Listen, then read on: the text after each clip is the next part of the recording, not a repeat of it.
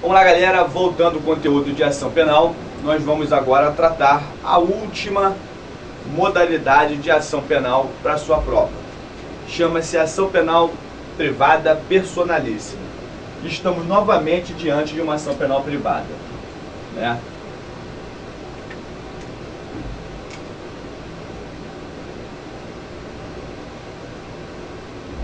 E aqui você trata a ação penal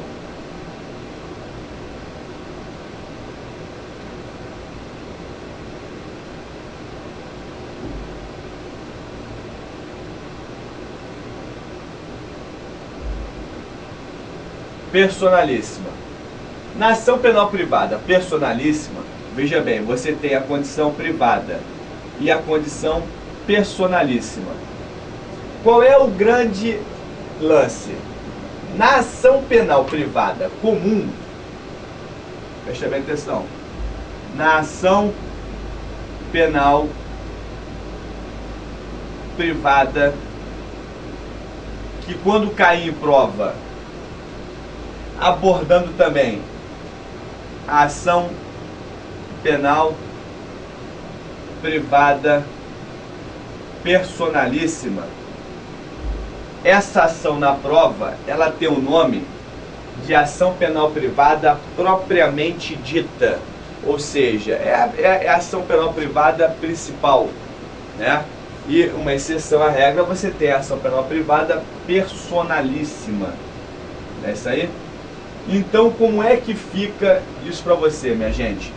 Na ação penal privada, o prazo é de quanto? 6 meses. Na ação penal privada personalíssima, o prazo é de quanto? 6 meses, né? Só tem um probleminha, é o a contar. A contar do que, Barreto? Eu vou tirar aqui para a gente visualizar melhor.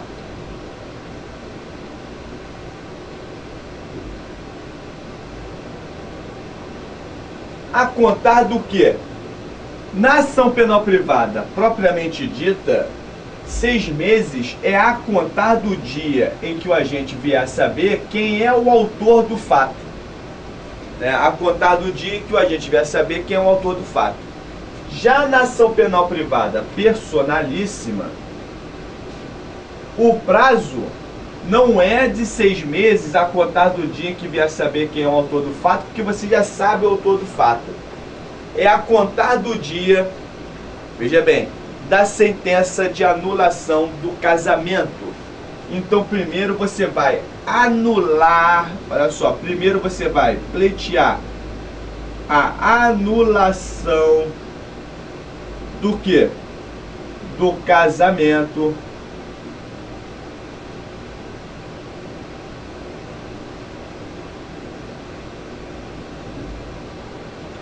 Para depois pleitear, né, a ação penal privada personalíssima. Então, primeira distinção de prova, o prazo, que é o mesmo, mas o a contar é diferente.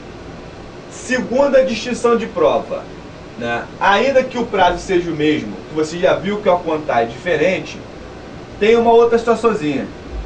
No caso de morte do ofendido, ou declarado ausente por sentença judicial, haverá um instituto da sucessão processual. O que é sucessão processual? Sucessão processual não é substituição processual. Substituição processual é uma coisa e sucessão processual é outra coisa. Qual é o macete? Primeiro que a ideia que você tem é de substituição, né? Ah, saiu morto, entrou outra pessoa no lugar do morto. Na verdade, a prova tem como trabalhar isso de maneira real, fazendo com que você erre. E o grande lance que você tem que entender é que não existe substituição, e sim sucessão. Por quê? Porque você está falando de morto. E quando nós falamos de morto, nós trabalhamos o direito sucessório, né? Por quê? Porque é o direito de herança. E o direito sucessório e de herança é atribuído justamente essa condição. Então não existe substituição processual nesta hipótese. O que acontece é a sucessão processual pelas pessoas previstas no artigo 31 do CPP, que nós chamamos de quê? De CAD. O que é o CAD? É, na verdade, cônjuge, ascendente, descendente ou irmão. Cônjuge, ascendente, descendente ou irmão. Então, isso aqui, esse elemento, é um elemento que só se aplica na ação penal que privada propriamente dita, que não tem aplicabilidade na ação penal privada subsidiária da pública. Por que que não? Simplesmente porque essa ação ela é o quê? Personalíssima.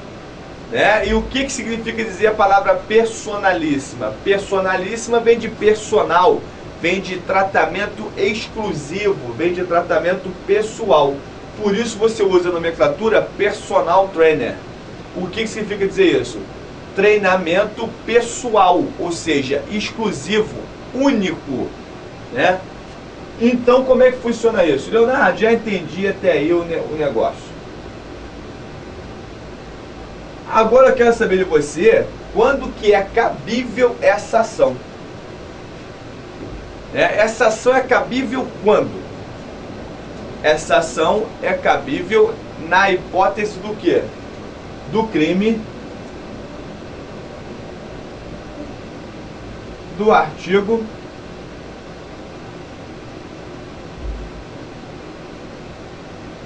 236 do Código Penal. E o artigo 236 do Código Penal, ele menciona o quê? Um crime denominado de induzimento a erro ou ocultação de impedimento. E o que seria isso? Crime de induzimento a erro ou ocultação de impedimento. Vamos lá. Primeiramente, há de ser relevante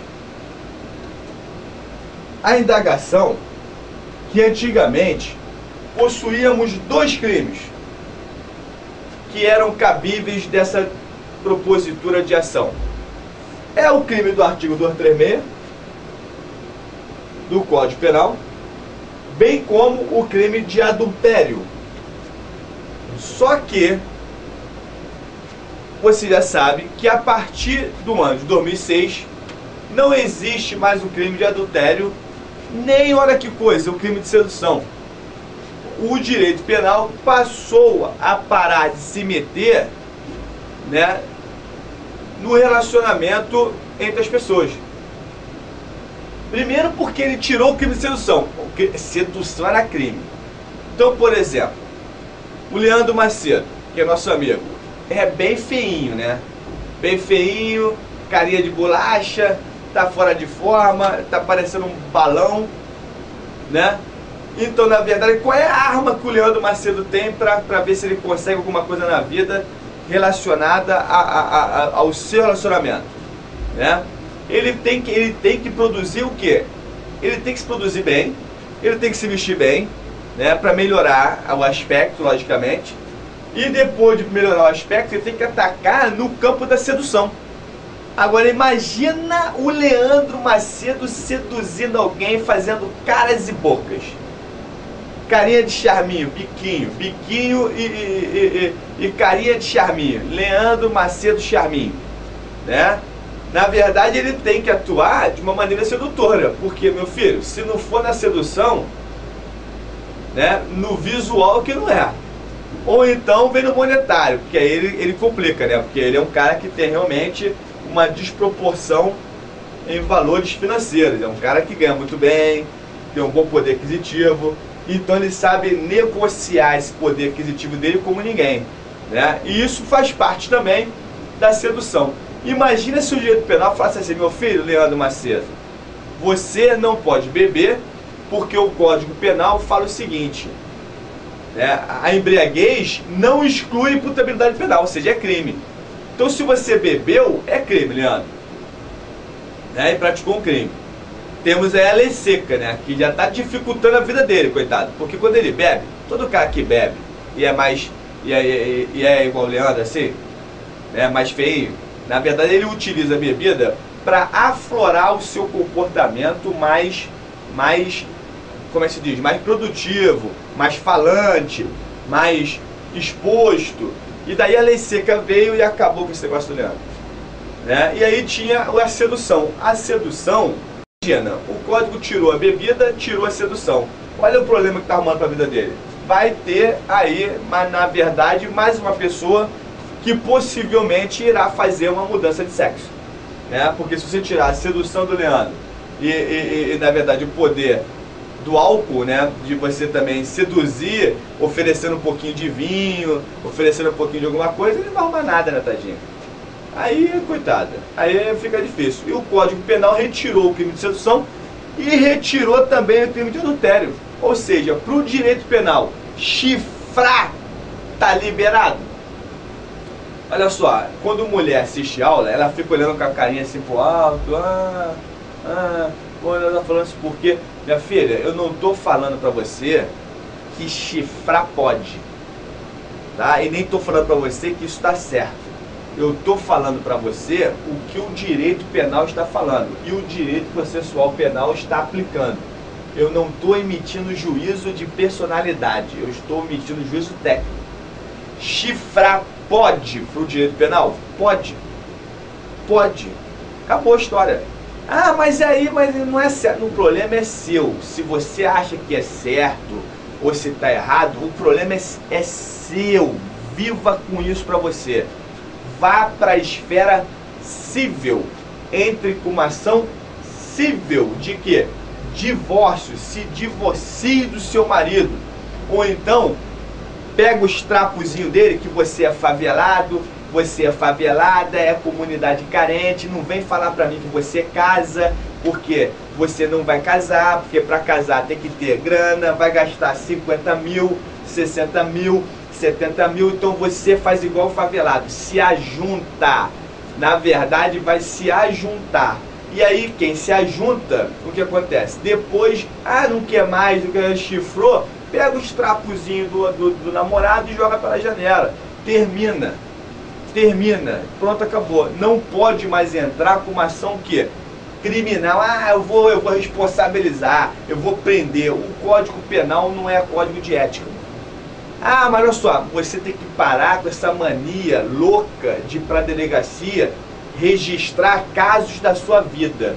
O meu namorado pegou meu filho, meu marido pegou meu filho, e aí não quer mais devolver, na visitação chegou meia hora atrasado. Todo dia ele vai entregar o filho e chega meia hora atrasado. Isso é problema de quem? Seu, não é problema da autoridade policial. Você que está fazendo prova para a polícia tem que entender que a polícia não é psicólogo. Então, minha filha, se você quer ficar para a delegacia registrando fatos da sua vida, eu te dou um diário de presente. Pega um diário e escreva fatos da sua vida. Você não tem que ir para a delegacia de polícia registrar ocorrência da sua vida, que você, eu fui chifrada. O problema é seu, pô. O problema é seu. Foi chifrada por quê? Ou mereceu, né? Ou mereceu, ou porque algum problema de relacionamento tinha. O problema é porque ninguém chifra ninguém se tá tudo bom. Algum problema aconteceu. Ou, por exemplo, tu não se trata, tá horroroso, tá aqui, com 255 quilos acima do peso e quer fazer concurso pra polícia, tá achando que vai passar? Vai passar pra onde? Com 255 quilos. Sabe por quê? Tá comendo agora, assistindo aula? Tá comendo agora chocolatezinho e cafezinho e não para de comer, igual um balão. Vai, daqui a pouco você tá assistindo aula inflado, né? Então preste atenção, filho. Então preste atenção. Dito isso, preste bem atenção. Qual é o crime que a gente vai trabalhar aqui? Artigo 236 do Código Penal.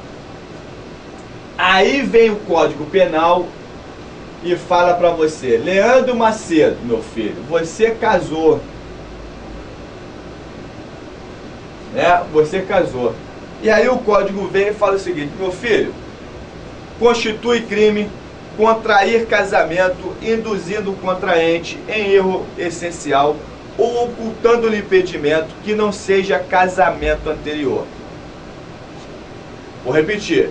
Constitui crime induzindo em erro essencial ou o contraente ou ocultando-lhe impedimento que não seja casamento anterior. Ou seja, se você casa ocultando o impedimento de um casamento anterior, essa informação, isso constitui outro crime. Chama-se o quê? Bigamia. Bigamia. Quer casar um monte de vezes? Ah, Leonardo, eu queria ter um monte de mulher. Meu filho, resolve o seu problema. Vai saber para onde? Para os Emirados Árabes. Lá você pode ter 1 milhão de mulheres. Não tem problema, né? Então, como é que funciona isso? Como é que funciona isso? Contrair casamento induzindo em erro essencial. Ou seja, se for na verdade o impedimento relacionado a outro casamento, isso constitui outro crime, bigamia. E eu não estou falando disso porque o próprio crime exclui o bigamia. O que ele está falando? É contrair casamento induzindo o contraente em erro essencial do casamento. E a lei já vira e fala para você: contrair casamento. Contrair, tu só contrai doença. Então casamento é o quê? Doença? Quem está dizendo é a lei. Não sou o que estou dizendo, não. Não sou o que estou dizendo, não. Não sou o que estou dizendo. Contrair casamento é a mesma coisa que contrair doença. É a lei que está falando. Então como é que funciona isso? Você contraiu um casamento induzindo em erro essencial. O que? Você casou com uma pessoa que você achava que era uma pessoa e na verdade você não podia ter relação sexual. Por quê? Por causa da minha igreja. A minha igreja não deixa. Eu não posso ter relação sexual porque na minha igreja não pode. Só pode. Aí você teve relação sexual durante 10 anos da sua vida. Aí aceitou Jesus com 28. Eu quero me casar, mas eu não posso mais ter relação sexual. Por quê?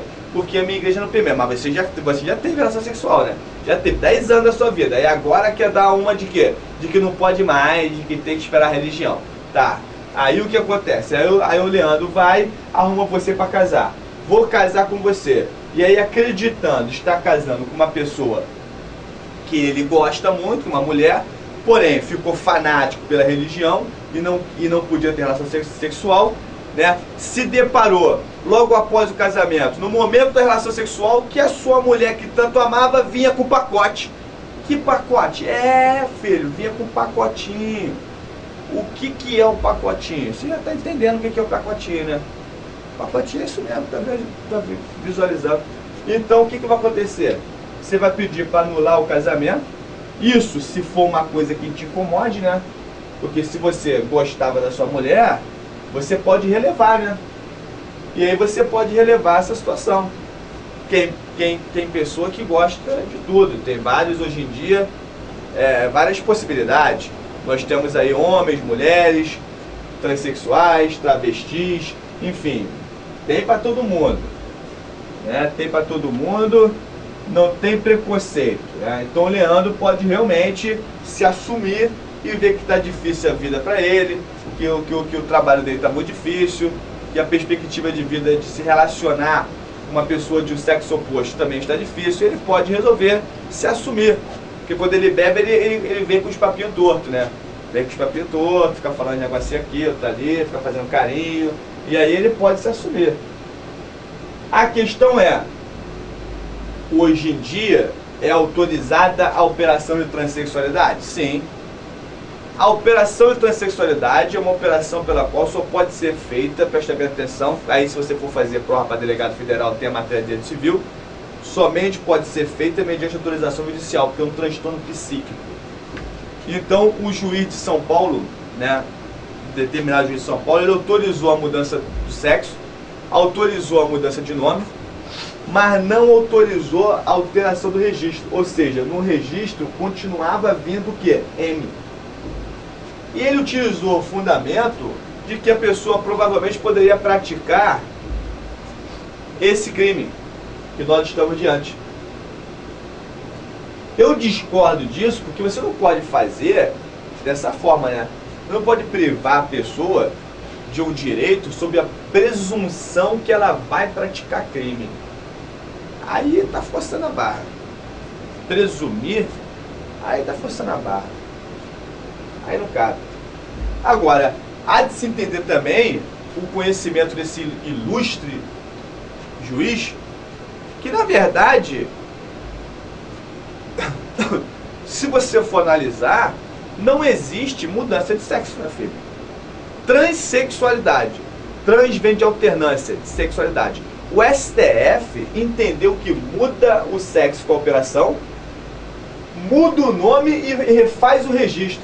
Eu discordo disso. Não pode refazer o registro, porque não existe mudança de sexo, simplesmente por causa disso. O que você está fazendo é uma cirurgia plástica na verdade, retirada dos órgãos genitais masculinos, né? Fazendo uma alteração plástica de reconstituição, né, da vagina.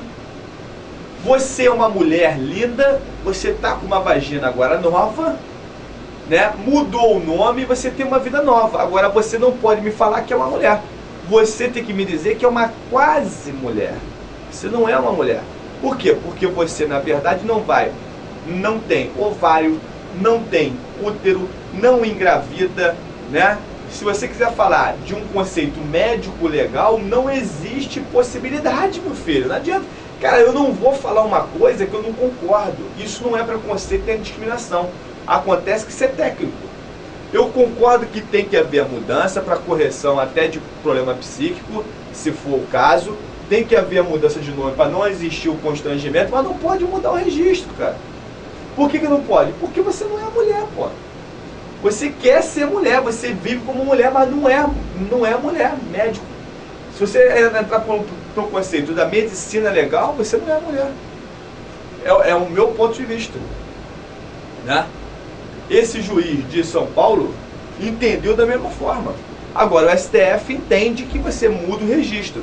E aí o que acontece? Tem uma mulher linda e maravilhosa, você olha para ela, tá com uma vagina, não tem pênis, né?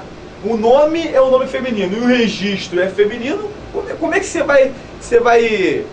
vai falar que não é? E você pode cair em erro de um casamento? Pode, cara. Pode, lógico que pode. Ela pode te induzir a hora que ela quiser. É só ela falar pra você assim. Ah, você vai descobrir quando? Quando quiser ter filho. Aí não vai conseguir ter filho. E ela vai virar e vai falar o quê? O problema é seu. Sabe por que o problema é seu? Porque você é fraco. Você não consegue produzir um filho. E aí, na verdade, o que acontece? Ela vai empurrar o problema para você. E o problema não é seu. E aí como é que você descobre? Por exemplo, se você tem namorado aí, você que está assistindo aula, você é casado, você é noivo, você tem certeza que é uma mulher? Como é que você vai saber? Como é que você vai saber? Você tem filho? Quem tem filho fez a prova. Aí não tem problema. Por exemplo, eu tenho filho.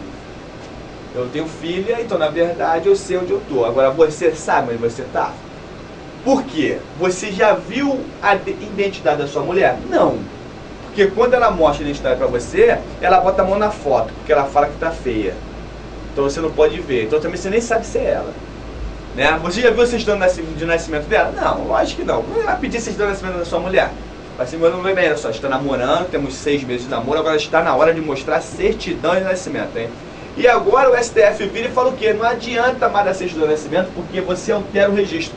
Então eu vou te ensinar, você que está com dúvida, você que está sofrendo, você que quer descobrir a verdade, eu vou te ensinar. Tem que pedir uma certidão de inteiro teor, né? Se existir uma dúvida sobre esse aspecto. Beleza? Então tá aí essa condição. Lembrando para você que se morrer essa pessoa, né, não existe a sucessão processual. Por quê? Por exemplo, é igual ao adultério. Para você responsabilizar o adultério, você tinha que fazer prova, tinha que produzir a prova, tinha que falar a prova, né? Então você tem que ir à delegacia e falar que é corno. E não o suficiente, você tem que fazer o quê?